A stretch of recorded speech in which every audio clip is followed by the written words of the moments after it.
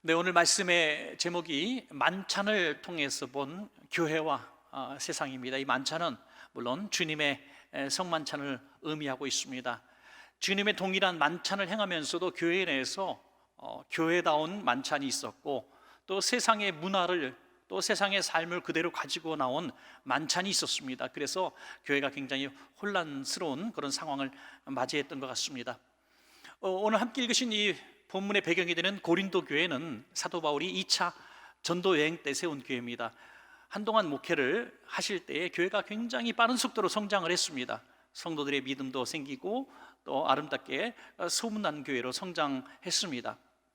그런데 사도 바울이 이제 또 다른 선교지를 향해서 나아가는 순회 선교사지 않습니까? 그래서 교회를 비우고 또 다른 지역으로 교회를 또 개척하러 다닙니다. 그러한 가운데 적어도 3, 4년의 세월이 이제 흘러서 오늘 사도 바울이 이 편지를 띄우게 될 때까지는 그 과정 속에서 고린도 교회가 성장은 했지만은 굉장히 많은 아픔들을 안고 있었습니다. 초대교회가 안고 있었던 참 큰 어려움은 교회가 제대로 세워지기 전에, 교리나 체계가 세워지기 전에 이 겪는, 세상 속에서 교회가 겪는 그런 아픔들이었을 것입니다. 또 고민들이었을 것입니다. 당신은 헬라 문화 속에 살았고 식민지 사회였고 또 각종 신들을 섬기는 우상 숭배의 시대였습니다. 이런 때에 유일하신 하나님 한 분을 섬기는 그리스도인으로 살아간다는 것이 얼마나 어려웠겠습니까? 그래서 결혼 문제, 우상에게 바쳐진 재물 문제, 또 부활에 관한 신앙 문제, 이런 걸로 인해서 교회들마다 몸살을 겪고 있었습니다. 그 중에서도 다 말씀드릴 수는 없지만은 고린도서를 통해서 볼 수 있는 고린도 교회의 가장 큰 세 가지 문제가 바울이 지적한 문제입니다. 하나는 교회 내에 파당이 존재하고 있었던 것입니다. 고린도전서 1장에 보시면 이제 교회가 여러 파들이 나오는데요. 뭐 양파, 대파, 쪽파 이런 게 아니잖아요. 이 파들은 뭡니까? 나는 바울파다, 나는 게바파다, 나는 아볼로파다, 나는 그리스도파다 하는 것이죠. 그 영향력, 그의 가르침의 영향력을 추종하는 세력들이 교회 안에 존재하고 있어서 교회가 막 사분오열되는 과정 속에 있었습니다. 사도 바울은 그것을 아주 부인한 것은 아닙니다. 그 파당을 인정합니다. 그것은 사실 오늘날 계속 인정되어지죠. 감리교, 장로교, 성결교, 침례교, 오순절 계통의 많은 교단 교파들이 있습니다. 그렇지만 우리가 그들이 잘못된 교회라고 말하지 않습니다. 어떤 칼빈이나 웨슬리나 이런 사람들을 통해서 체계가 조금 다르게 세워지고 신학적 논리가 조금씩 다를 뿐이지 예수 그리스도를 중심한 그런 공동체이면은 전혀 틀리지 않는 것을 우리가 보게 되는 것이죠. 이때부터 있었던 일입니다. 물론 강력한 리더십이었던 바울이 없었기 때문이라 저는 그렇게 생각을 합니다. 그것이 어쨌든 교회 내에 굉장한 문제가 되었습니다. 또 하나는 교회 내에 어떤 사람이 사는 공동체다 보니까 그 안에서 불미스러운 일들도 생기기 마련입니다. 이를테면 금전 관계 속에서 빌려주고 갚지 않고, 또 가정 관계 속에서 또 아름답지 못한 그런 성적인 문란들, 이런 것들이 있었습니다.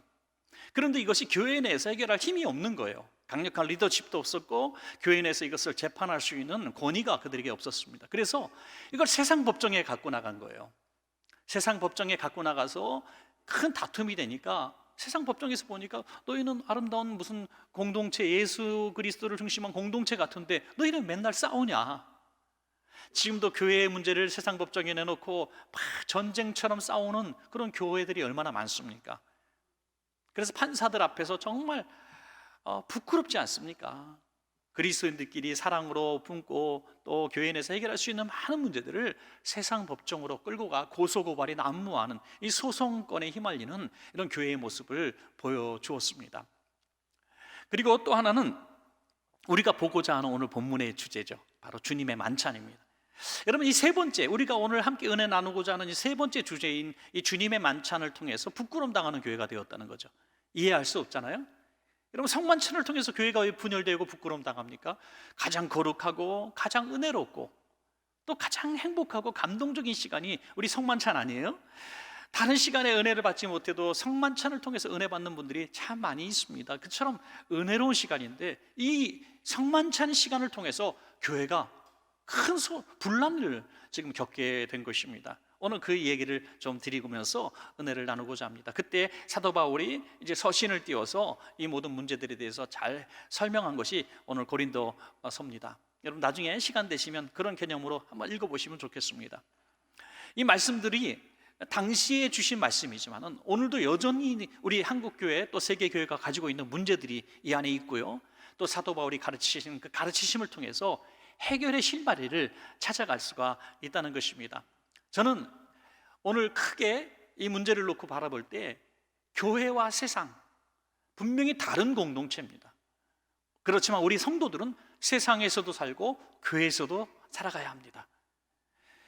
교회와 세상이 서로 구별되지 않으면 교회가 세상보다 더 못한 공동체가 되어버리고 맙니다. 사도 바울이 말한 것처럼 무익한 정도가 아니라 해로운 공동체가 되어버렸구나 한탄하시며 내가 너희를 도무지 칭찬할 수 없다 책망하는 교회가 되어버리는 거 일순간이라고 하는 것입니다. 그러면 교회다움을 지켜야 될 줄로 믿습니다.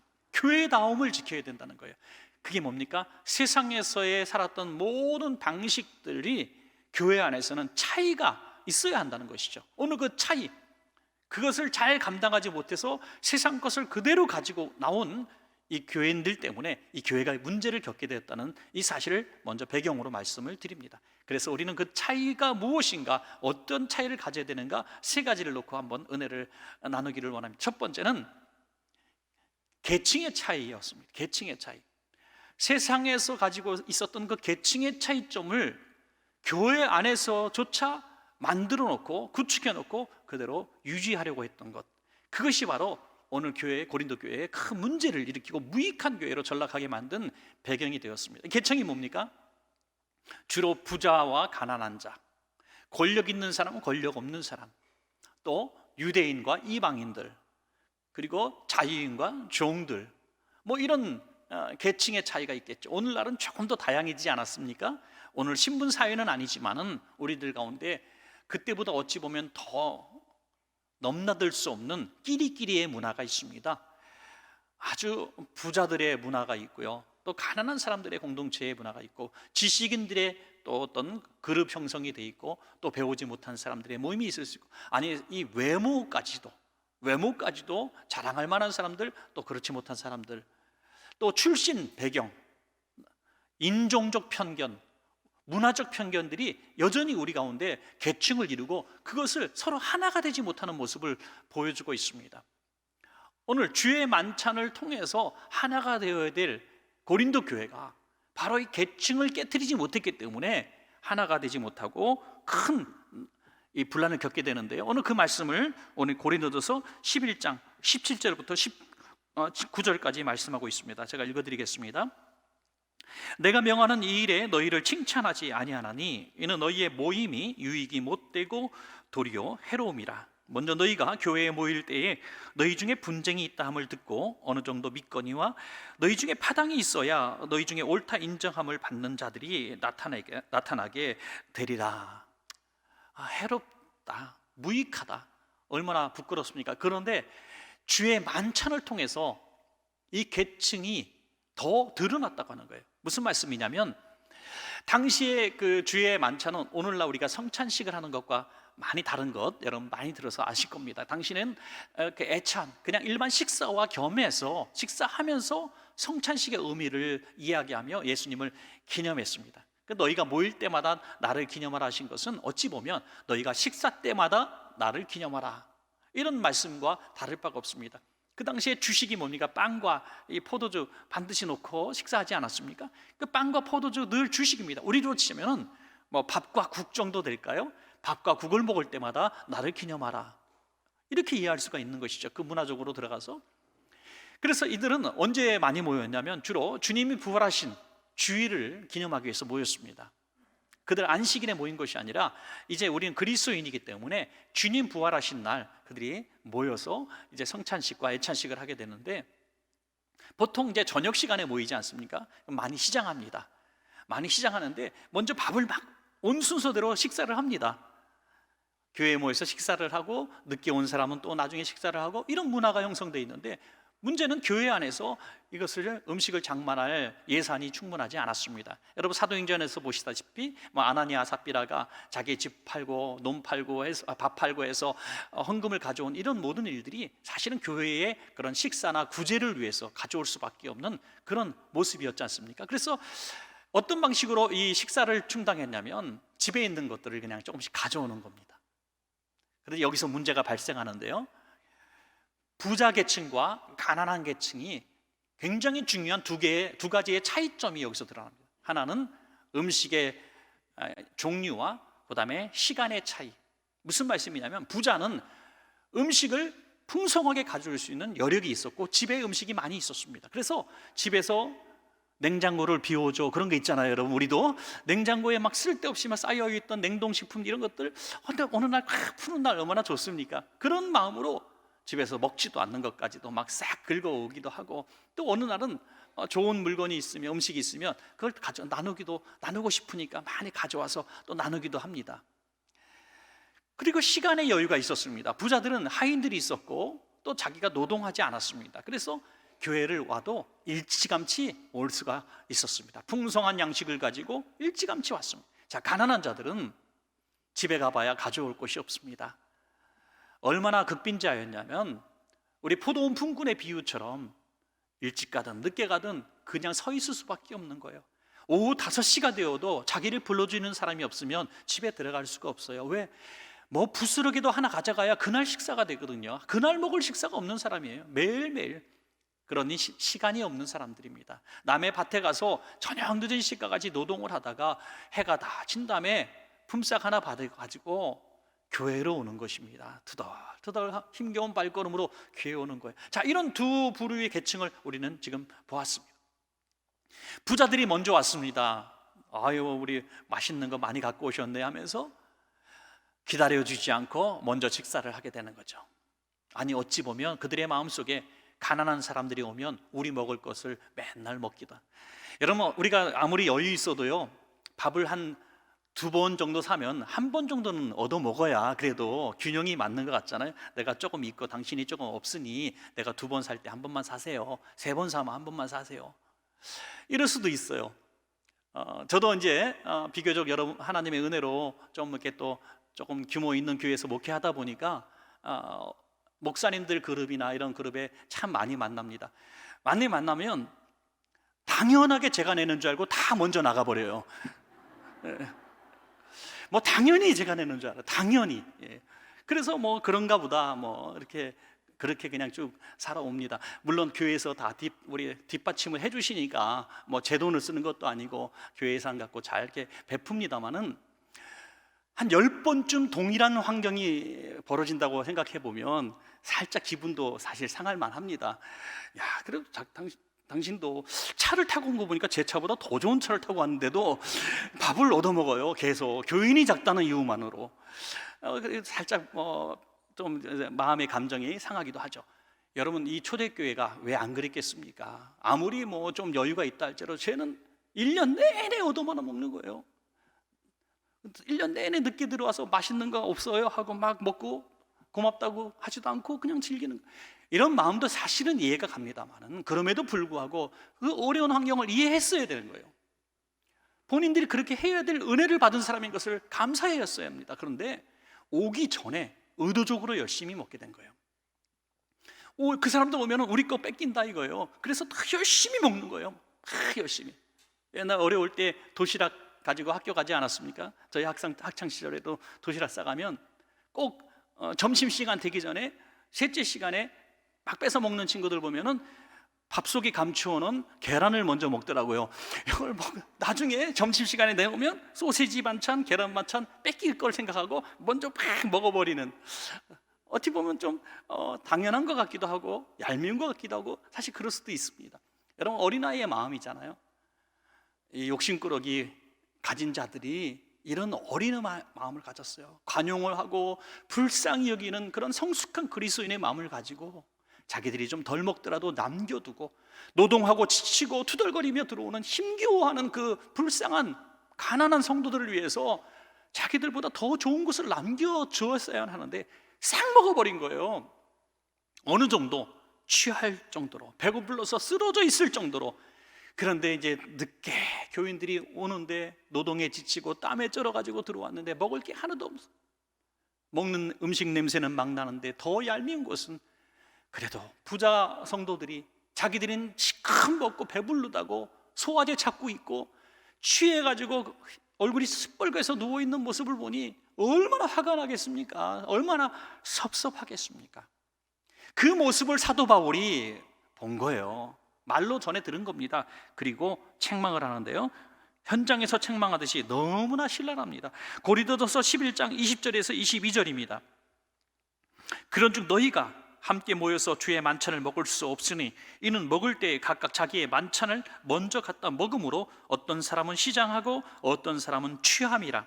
너희가 먹고 마실 집이 없느냐? 너희가 하나님의 교회를 업신여기고 빈궁한 자들을 부끄럽게 하느냐? 내가 너희에게 무슨 말을 하랴? 너희를 칭찬하랴? 이것으로 칭찬하지 않노라. 부자들을 먼저 취하여 배부른 자들을 책망하는 겁니다. 야, 너희들 집이 없어? 집에서 먹고 와. 그냥 먹고 와 그러지 않았을 것 같아요. 집에서 처먹고 와 그랬을 것 같아요. 그냥 집에서 먹고 오지 그걸 뭐 싸들고 와서 여기서 먹냐? 니네만 먹을 것 같으면 뭐하러 여기서 먹냐?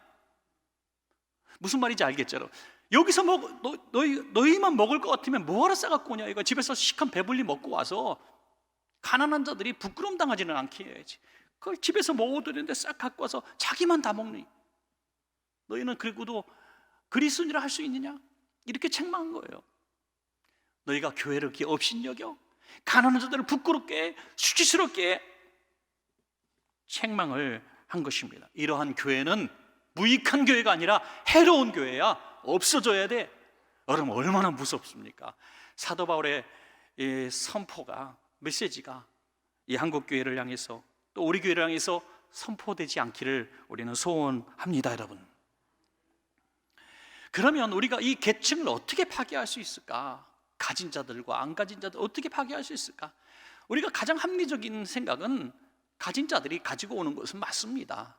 그래서 자기들도 여유 있게 먹지만 자기들은 집에 가면 또 있어요. 좀 여유 있게 먹을 수 있는 양식이 집에 또 있습니다. 그러면 좀 덜 먹고 좀 많이 남겨서 어려운 자들이 먹을 수 있는 것들을 배려하는 거, 이게 세상의 계층 끼리끼리의 문화와 교회 하나의 끼리끼리의 문화가 전혀 다른 모습으로 보여줘야 된다는 거죠.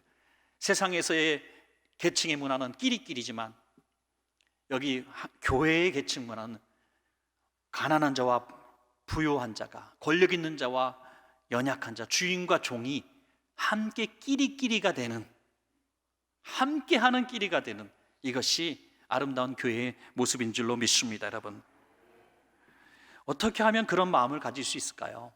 세상은 세상 문화 속에, 헬라 문화 속에, 끼리끼리의 문화 속에 살 수밖에 없지만 교회 안의 문턱을 딱 넘어오는 순간 우리는 예수 공동체가 되어야 된다는 것입니다. 주의 만찬을 하면서 무엇을 나눕니까? 이건 예수님의 피입니다, 이건 예수님의 살입니다 하면서 주의 만찬을 나누는데 어떻게 깨어지고 서로를 배려하지 않을 수 있습니까? 우리는 들어올 때 세상에서는 신분이 다르고 권력이 다르고 재산이 다르고 지식이 다르고 다 우리 문화가 다른 곳에서 살았지만 교회 안에 딱 들어오는 순간 우리는 모두가 주님의 은혜 아니면 죽어야 마땅한 죄인들인데 예수님의 피로, 동일한 피로 형제와 자매가 우리가 함께 다 구원받은 공동체인 것을 인정하는 것입니다. 그것은 다 우리가 동일하지 않습니까? 이걸 아는 우리의 신앙을 가지고 나아갈 때 주의 성찬의 참 의미 하나 되는 교회가 될 줄로 믿습니다. 자, 두 번째 차이는요, 섬김의 차이다. 섬김의 차이를 극복하지 못해서 오늘 고린도 교회는 큰 분열의 위기를 맞게 되었습니다. 세상의 섬김의 원리는 뭡니까? 당연합니다. 높은 자는 대우받는 겁니다. 섬김을 받는 거예요. 어떤 레스토랑에 갔다고 생각합시다. 식당에 가서, 고급 레스토랑에 가서 식사를 할 때에 우리가 돈을 내는 사람 입장이잖아요. 그러면 그냥 탁 앉아 있으면 됩니다. 뭐 별것도 아니고, 뭐 냅킨 갖다 달라고, 이쑤시개 갖다 달라고, 물 갖다 달라고, 그냥 큰 소리도 안 해요. 손가락만 까딱까딱 해요. 어이 뭐 이런 사람 있잖아요, 그죠? 뭐 어이, 어떤 사람 뭐 알바 뭐 이렇게 부르는데 우리 그리스도인들은 절대로 그렇게 하지 마시기 바랍니다. 예, 얼마나 사람을 종 부리듯이 막 그냥 무례하게 막 이렇게 불러요. 그럼에도 불구하고 꼼짝없어요. 왜? 자신은 서빙하는 종업원이기 때문에 어쩔 수 없는 거예요. 그분의 신분이 세상에서 더 높아도 상관없는 거예요. 여기서는 지금 손님과 종업원의 입장에 딱 들어가게 되면 시중을 들 수밖에 없는 거잖아요. 세상에서는 그 원리에 살았다는 거예요. 내가 돈 있고 돈 쓰는 사람이고 권력자이기 때문에 시중을 받는 게 당연하고, 나보다 낮은 사람, 내 직원들, 나보다 내게 돈을 받아가는 사람은 내게 시중 두는 게 당연한 문화였다는 거예요. 그런데 문제는 교회 안에서 성찬식을 하면서도, 애찬식을 하면서도 그렇게 하려고 했다는 거예요. 여기서 교회에 문제가 생긴 겁니다. 세상에서나 부자지 네가 세상에서나 권력 있는 사람, 교회 안에서 만찬, 주의 성찬식을 하면서까지 앉아서 대접받으려고 해? 여기서 지금 교회가 큰 분노가 일어나게 된 것입니다. 여러분, 우리가 섬긴다는 말을 참 많이 하잖아요. 이 섬김의 개념부터 알아야 됩니다. 저는 원천교회를 섬기는 목사입니다. 저는 1기관을 섬기는 기관장입니다. 저는 5구역을 섬기는 구역장입니다. 나는 주일학교를 섬기는 교사입니다. 난 찬양단을 섬기는 찬양사역자입니다. 이렇게 우리가 얘기하죠. 섬긴다는 얘기를 해요. 섬김이 뜻이 뭡니까? 식탁에서 시중 들다. 바로 그 종업원처럼 손가락만 까닥까닥하면 네 하고 달려와서 물 달라면 물 갖다 주고 수건 갖다 달라면 수건 갖다 주고, 똑같은 심부름을 3번 4번 시켜도 계속하는 게 바로 이 섬김이라는 뜻이죠. 이 섬김, 여기 원어에 뭐라고 나옵니까? 디아코니아, 디아코노스 이렇게 해석하는데요, 디아코니아, 디아코노스는 뭡니까? 바로 여기서 파생된 말이 집사라는 뜻이에요. 집사, 교회의 집사. 집사 그러면 요즘에 또 눈이 번쩍 뜨이죠. 그냥 집사라니까. 그 집사가 아니라 섬기는 사람, 집사. 그렇습니다. 이번에도 우리 중직자들 많이 선출되셨는데 참 축하드려요. 그리고 기존의 우리 중직자들도 참 감사한 일이죠. 그러나 교회 안에선 이 중직을 받았다는 것은 높아진 것이 아니라 더 낮아졌다는 사실을 꼭 믿으시기 바랍니다. 이걸 인정하셔야 돼요. 아니, 우리가 낮아진 것이 아니라 우리는 원래 다 낮은 사람 아닙니까? 다 낮은데 깨닫지 못할 뿐인 거예요. 우린 예수님의 사랑 때문에 이 자리에 있고 이 복을 받고 살아가는 것이지, 우리가 높고 낮음이 어디 있겠습니까? 예수님께서 성만찬을 행하실 때, 제자들과 함께 성만찬을 하실 때 제자들이 서로 누가 높으냐 다툽니다. 마지막 시간까지 예수님 발 한번 닦아드리지 않습니다. 예수님 너무너무 기가 막히셔서 성만찬, 첫 번째 성만찬을 행하실 때 그들에게 주신 교훈이 바로 이 섬김이란 말이 여기서 나옵니다. 누가복음 22장 27절, 앉아서 먹는 자가 크냐 섬기는 자가 크냐, 앉아서 먹는 자가 아니냐, 그러나 나는 섬기는 자로 너희 중에 있노라. 아멘. 앉아서 먹는 사람 뭡니까? 섬김을 받는 자. 그리고 섬기는 자는 음식 시중을 드는 사람, 왔다 갔다 하는 사람이에요. 주방과 식탁을 왔다 갔다 하는 사람이 섬기는 사람이라는 거예요. 시중 드는 사람, 이게 디아코로스 또는 집사, 이런 뜻을 가지고 있다는 거죠. 예수님이 내가 시중 드는 사람이야, 이렇게 말씀하셨습니다. 여러분, 교회 공동체는 높은 사람이 낮은 사람을 섬기는 이런 교회다움의 문화를 우리가 빨리 갖지 못하면 세상의 그 문화대로 높은 자가 다스리고 낮은 자가 섬기는 이 문화가 교회 안에까지 들어오게 된다면 교회다움을 잃어버리게 되고 무익한 교회가 아니라 해로운 교회가 되고 주님께 책망받는 교회가 된다는 것입니다. 여러분, 우리는 높은 위치에 있거나 조금 더 다른 사람보다 많은 것을 가졌거나 또 다른 사람보다 조금 비교적 많이 배운 분들이 있거나 또 다른 사람보다 좀 아름다운 외모를 가진 사람들이나 좋은 신분과 출신을 가진 사람이나 그런 분들이 교회 안에 많이 계시다면, 우리 그런 분들은 오늘 이 말씀을 조금 더 정말 마음 열고 받아들이시기 바랍니다. 여러분들은 더 섬기셔야 본전입니다. 더 섬기셔야 본전입니다. 그런데 한편 보면 조금 섬김을 받는 위치의 세상에서 살던 사람이 교회 안에서 섬기면 더 빛이 나는 것을 보게 돼요. 또 얼마나 쉽습니까, 여러분? 세상에서 굉장히 높은 위치에 있는 사람이 교회에서 조금만 봉사하면요 너무 멋있어 보이는 거예요. 우리 남전도 회원님들 뭐 앞치마 들고 주방에서 참 코로나 때문에 1년 동안 그런 모습 못 봐서 참 그런데 청소하시고 막 섬기고 이런 모습들 보면요 그 더 빛이 나는 거예요. 그럴 사람이 아닌데, 참 저도 보잘것없는 목회자인데 당연한 일을 해도 교인들이 너무 좋아하더라고요. 제가 청소라도 하면요 너무 좋아해요. 막 주방에서 목사님들하고 설거지 한 번 했더니 페이스북에 다 올려놨어. 야, 한 번은 제가 현관문 저 얼마나 무겁습니까? 주일날 오면서 문이 이제 열고 들어오는데 뒤에 성도님이 좀 들어오세요. 그래서 문 열고 있는데 또 뒤에 성도님 들어오세요. 그래서 계속 문 잡고 있었죠, 이렇게. 그런데 담임 목사님이 문 잡아줬다고 막 좋아하더라. 야, 담임 목사가 문 잡아준 것 같고도 칭찬을 듣더라고요, 여러분. 얼마나 별것도 아니고 우습지도 않아요. 여러분, 조금만 우리가 섬기면 감동하지 않습니까?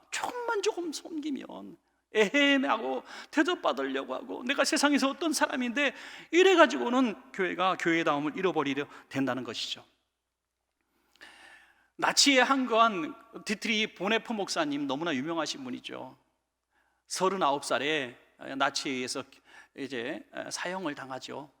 그가 비밀 신학교를 세우고 결사항쟁을 하는 그런 뜨거운 목회자들을 많이 기르게 되죠. 그 교재를 여러 개 만들었는데 그 중에 하나가 성도의 공동생활, 너무나 좋은 책입니다. 소칠사인데요, 이 책에서 이 섬김이 뭐냐 여기에 대해서 말씀했는데 참 감동이 되는 한 부분을 제가 발견하게 됐습니다. 첫째는 다른 사람의 말을 들어주는 게 섬김이다 그래요. 우리는 말을 하기를 너무너무 좋아하잖아요. 이를테면 부부 생활 가운데서 남편을 섬긴다 그러면서 TV 채널권까지도 장악하고 있다면 이건 섬기는 게 아니라는 거예요. 남편의 고민과 아픔이 뭔지 아십니까? 지금 직장에서 김 부장 때문에 사표를 넣고 다니는 거 아시고 계십니까? 들어주지 않았기 때문에 모르는 것뿐이에요. 당신 왜 말하지 않았어? 말할 시간을 언제 주셨나요? 내가 남자라서 남편 편 드는 게 아니고요, 또 반대로 아내의 아픔은 남편은 얼마나 알고 계십니까? 참 우리가 그런 대화가 없으면, 들어줌이 없으면, 아무리 내가 남편을 위해서 설거지, 또 빨래, 자식을 키우고 또 남편이 노동하고 가정을 위해서 그 수모를 참아내며 노동하고 직장에서 몸부림치고 버티며 애썼던 것들이, 그것이 섬김이 아니라는 거예요. 들어주는 것이 섬김이라는 거예요. 그의 아픔에 동참하는 게 섬김이라는 거예요. 섬김의 개념을 다르게 말씀하셨습니다. 또 하나는 섬김은 돕는 것이다. 그 아픔을 들었다면 나아가서 그 아픔의 부분들을 만져주고 위로해주고 또 도와주는 거, 그 손이 하나 더 얹어지는 거, 이게 섬김이라는 겁니다. 말로만 섬기는 거 제일 부끄러운 섬김이죠. 또 하나는 짐을 지는 것이다. 그 사람의 짐을 나눠지는 것이다. 무거운 짐을 지고 가는데, 리아카에 큰 거 폐지 우리 할머니 끌고 가시는데 아이고 불쌍하네, 아유 불쌍하네. 옆에 있는 사람이 다 듣도록 정말 불쌍하네, 이렇게 얘기하는 것으로 하면 집사님 마음이 어쩌면 꽤 고와, 집사님 저런 사람 보면 참 꽤 가슴 아파하는 거 참 마음이 고와. 하나 더 나가야 된다는 거예요. 내 짐이 아니지만 그 사람의 짐을 내가 질 수 있는 방법이 뭔가 고민하고, 적어도 교회에서 뭐 구제한다, 선교한다 할 때 10,000원짜리 한 장이라도 낼 줄 알아야 된다는 거죠. 이게 섬김이라는 거예요. 마음의 섬김이 아니라 물질 있는 곳에 마음이 있다는 거죠. 저는 이 마지막 네 번째에서 참 감동이 되더라고요. 이 보네퍼 목사님이 말한 섬김의 네 번째는 용서하는 것이다. 용서. 사랑하는 여러분, 내가 누구를 섬긴다? 섬김을 받을 만한 사람을 섬기는 건 섬김이 아닙니다. 나한테 뭔가 도움을 주거나 복을 주고 나한테 잘해준 사람을 섬기는 거 섬긴다고 말할 수 없는 거예요. 이게 보상이죠. 당연한 인간의 도리고요. 그러나 나에게 아픔을 주고 고통을 주고 내가 용서할 수 없는 사람을 내가 섬긴다? 어떻게 섬길 수 있겠습니까? 그를 용서하는 겁니다. 용서가 섬김이야.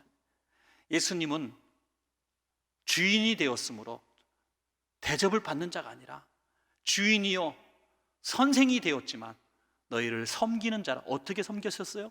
십자가에서 죽으심으로, 용서하심으로 섬기신 줄로 믿습니다.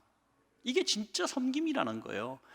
나는 누구를 섬기고 있습니다. 나는 원천교회를 섬깁니다. 원천교회를 위해서 희생해야 섬기는 거예요. 나는 아무개 기관을 섬기고 그 기관을 위해 내가 십자가 져야 섬긴다는 거예요. 그러므로 진정한 섬김의 의미를, 세속적인 개념을 벗어버리고 교회 안에서의 이 성경적 섬김을 갖게 될 때에 교회가 하나가 되고 칭찬듣는 교회가 될 줄로 믿습니다. 자, 마지막 세 번째, 목적의 차이가 있었습니다. 주의 만찬을 놓고 본 교회와 세상의 큰 차이점은 목적의 차이. 이런 교회에서의 성찬식, 애찬식을 해야 되는 이유와 목적이 뭡니까? 가난한 자와 부자가 함께 음식을 나누면서 모두가 배부른 시간을 갖게 되는 거죠. 그리고 모두가 주의 만찬을 나누면서 주님의 피와 살을 나누면서 주님의 희생을 기념하고 고마워하며 뜨거운 마음으로 복음을 증거하러 나가는 거, 이게 바로 교회 공동체의 애찬과 성찬의 중요한 목적이었습니다. 그런데 이것이 나중에 퇴색되어진 거예요.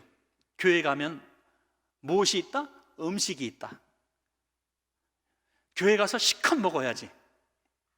내가 요즘 못 먹던 음식이 교회 가면 있어. 내가 실컷 먹어야지. 먹기 위해서 교회를 오게 되었습니다. 취하기 위해서 교회에 온 거예요. 식당 가듯이 교회를 온 겁니다.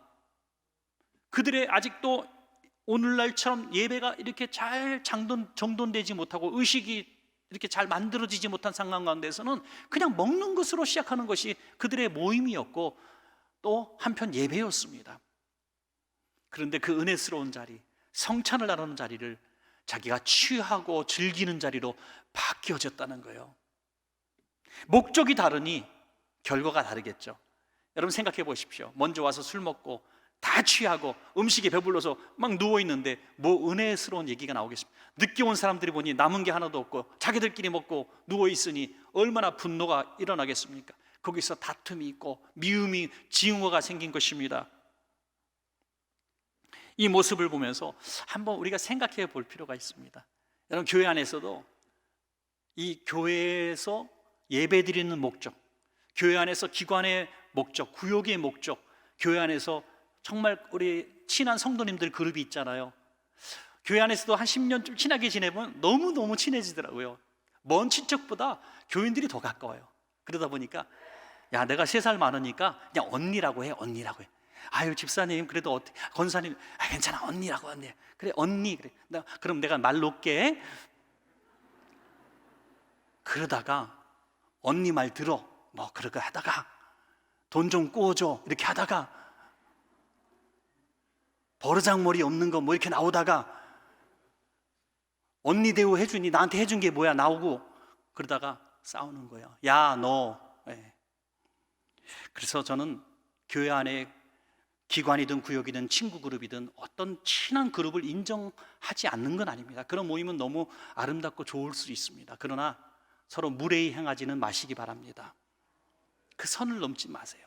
우리가 어떻게 만나게 되었고 우리가 왜 만나고 있는지를 잊지 마세요. 교회를 통해서 만난 만남이라면 세상에서 뭐 어떤 기관에서 어떤 그룹에서 만난 모임을 제가 말하고 있는 것이 아닙니다. 거기는 공통 관심사의 모임이죠. 뭐 문화센터, 수영 배우기 위해서, 뭐 바둑 배우기 위해서, 학교에서 어떤 이익에 결부되어서 만나는 그 만남들은 끼리끼리 그냥 만나면 되는 거예요. 그러나 교회 안의 만남은 예수 그리스도의 피로 만나는 만남입니다. 그렇기 때문에 이런 세상에 이 문화를 가지고 와서는 안 된다는 거예요. 목적이 달라야 된다는 겁니다. 소그룹이든 큰 그룹이든 대그룹이든 교회를 통해서 만난 모든 그룹은 주의 죽으심에 우리가 합당한 삶을 살기 위해서 만난 모임이 되어야 된다는 것입니다. 여러분, 이렇게 깨어지고 목적을 잃어버린 교회가 되었을 때 사도 바울이 책망한 이 책망은요, 너무 두려운 책망입니다. 고린도전서 11장 28절에서 29절 말씀입니다. 사람이 자기를 살피고 그 후에야 이 떡을 먹고 이 잔을 마실지니 주의 몸을 분별하지 못하고 먹고 마시는 자는 자기의 죄를 먹고 마시는 것이라.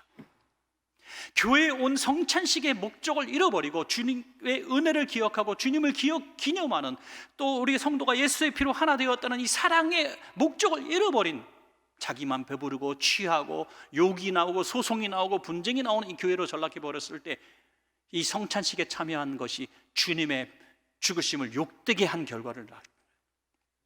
주님의 죽으심을 욕되게 했다는 거예요. 성찬식에 참여하지 않았으면 될 텐데 참여했기 때문에 주님이 어떤 벌을 내리셨어요? 너의 죄를 너가 먹고 마신 결과를 가져가라는 거예요. 우리는 성찬식을 통해서 나는 죄인이지만 예수의 피로 나는 구원받았습니다 하는 그 기쁨을 누리는 자리가 주님의 용서가 철회되어지는, 너는 여전히 죄인이구나, 너 죄를 먹고 마시는 거야. 그래서 실제로 사도행전에 보니까 성찬식을 잘못 참여해서 중병에 걸려 누워있는 자들과 죽은 자들이 여러 명이 있다고 증언하고 있습니다. 여러분, 실제의 사건이라는 거예요. 그래서 성찬식 할 때 우리가 꼭 하는 것이 고백의 기도예요. 주님, 저는 성찬에 참여할 수 있는 마음과 삶이 아닙니다. 두렵고 떨리는 마음으로 참여하오니 저의 죄를 용서해 주십시오. 이런 경건한 고백의 기도와 함께 참여하는 것이 성찬 예식이 된다는 거예요.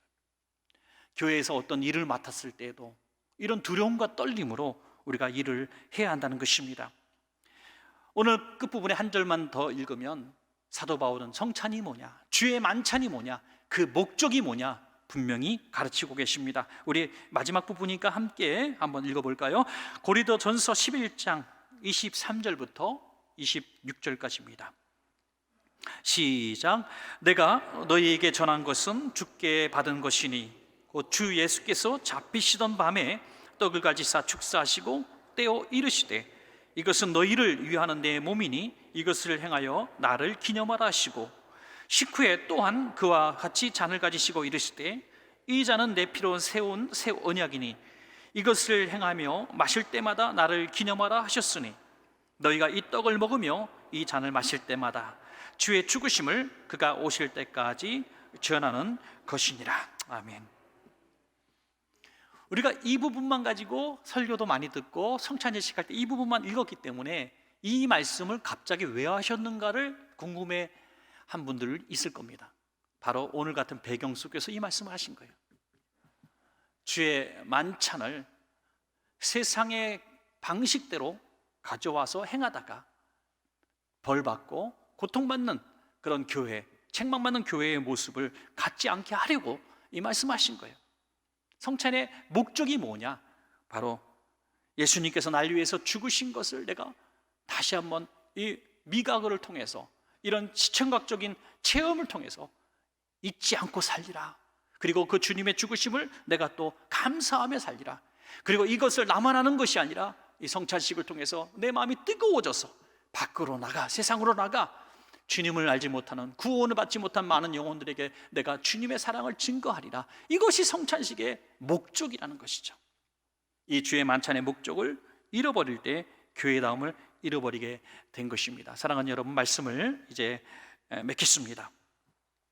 오늘 우리는 당대와 마찬가지로 헬라 문화권 속에, 우상 숭배 문화권 속에 있었던 교회의 교회다움을 지키는 것이 얼마나 어려웠던가를 우리가 보았습니다. 오늘도 마찬가지입니다. 여전히 세상은 이 세 가지 계층 속에서 헤어나지 못합니다. 끼리끼리의 계층의 문화가 있고 높은 자는 여전히 강포를 행하고 있습니다.